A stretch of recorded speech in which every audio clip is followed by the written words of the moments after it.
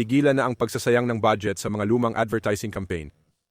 Kung gusto mong malaman kung paano mag-run ng TikTok ads nang hindi naubos ang buong budget mo sa unang 20 hours na oras, ito ang video na kailangan mo. Karamihan sa mga tutorial dyan, buttons lang ang itinuturo sa'yo. Pero ngayon, susuriin natin ng malalim ang modernong cost optimization at efficient na pag-structure ng campaign.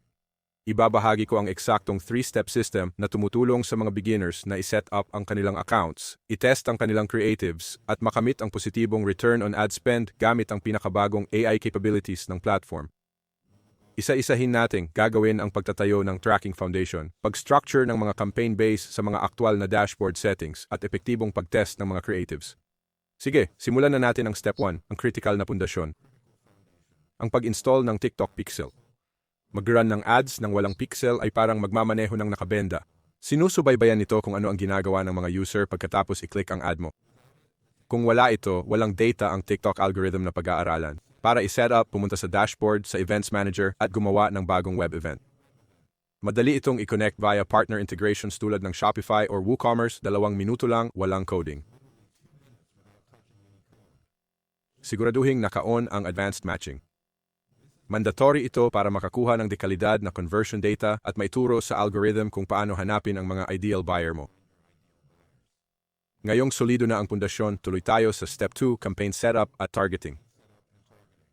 Sa TikTok Ads Manager, i-click ang Campaign tab, pindutin ang Create at piliin lagi ang website conversions bilang objective para matarget ang tunay na buyers. Tingnan natin ang mabuti ang setup mo para maprotektahan ang budget. Sa ilalim ng optimization location, siguraduhing website ang napili. Panatilihing conversion ang goal, i-connect ang pixel data at itakda ang optimization event sa complete payment. Para sa targeting, iwasang gawing masyadong makitid ang iyong audience. Hayaan ang mga interest na medyo bukas at i-restrict lang ang location, edad o kasarian base sa iyong produkto. Hayaan ang algorithm ang gumawa ng mabibigat na trabaho. Habang naghahanda kang mag-launch, ang pinakamalaking hadlang para sa mga baguhan ay ang takot na gumastos ng sariling pera sa simula ng learning phase. Para ma-optimize ang iyong budget mula sa simula, maaari kang mag-unlock ng growth gamit ang limitadong oras na alok. Makakakuha ka ng hanggang $6,000 sa ad credits sa pamamagitan ng opisyal na matching program ng TikTok. Ito ay isang earned credit, ibig sabihin kapag gumastos ka ng $220, makakakuha ka ng karagdagang $220 sa ad credits na automatikong ia-apply sa iyong account. Ang matching credit na ito ay automatikong na-apply kapag ginamit mo ang link na nasa unang linya ng description sa ibaba.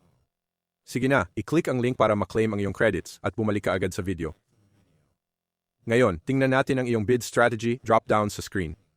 Sa simula, piliin ang highest volume.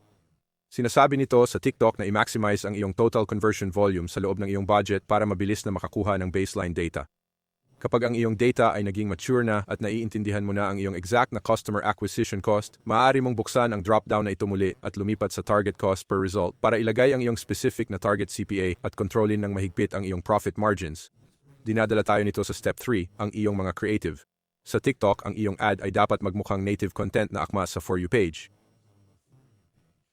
Dahil naging malaking search platform na ang TikTok, siguraduhin ang iyong mga video ay sumasagot agad sa mga hinahanap ng mga user sa unang 3 segundo. Para malabanan ang creative fatigue ng walang malaking budget, maaari kang gumamit ng built-in na TikTok Symphony Creative Studio para gumawa ng high-performing UGC-style variants ng walang kahirap-hirap. Dapat kang mag-test ng hindi bababa sa 3 hanggang 5 variations. Kapag tumatakbo na ang iyong mga ads, basahin ang data ng lohikal. Kung ang iyong click-through rate o CTR ay nasa ibaba ng 1%, hindi nakakakuha ng atensyon ng iyong hook. Kung mataas ang iyong CTR pero mababa ang conversions, kailangan pang ayusin ang iyong landing page.